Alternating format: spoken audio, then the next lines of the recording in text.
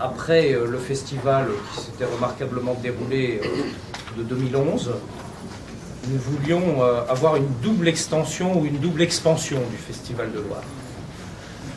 La première, elle est dans le temps, la deuxième, elle est dans l'espace.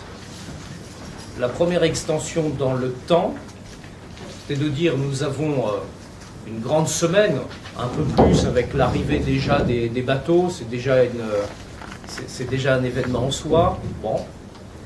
Et nous avons toute la période de l'été, nous pourrions déjà engager des manifestations, proposer des animations toute une vie sur le bord de Loire, pour non seulement tous les Orléanais, et Orléanais au sens large, qui sont ici pendant l'été, et ils sont maintenant nombreux, mais également bien sûr dans une perspective de développement touristique. C'est ce que l'on fait pour la première fois cette année, puisque en réalité, tout l'été va être animé, depuis pratiquement le mois de juin, en tout cas juillet, août, et septembre avec le Festival de Loire, va être le bouquet du feu d'artifice de l'été. C'est le bouquet final. Ça, c'est la première extension du festival.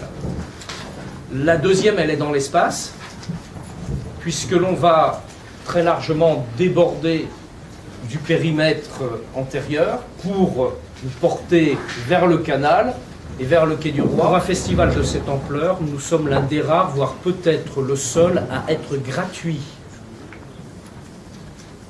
Tout le monde peut y venir et tout le monde. Et ça, c'est un des atouts clés du festival, que de permettre aussi le brassage. Et comme je dis, nous favorisons ce brassage beaucoup plus que beaucoup de grands discours, parce que, et c'est déjà le cas au bout de 5 éditions et la 6e qui arrive, nous avons créé par ce festival une histoire commune à beaucoup de personnes et à beaucoup d'enfants qui auront par la suite ces images en tête. Et j'espère qu'ils les partageront plus tard. Le cœur du festival, bien sûr, ce sont nos mariniers. Je les remercie. Il y en a des dignes représentants qui sont ici. Mariniers de Loire, mais mariniers aussi venus d'ailleurs. Ils seront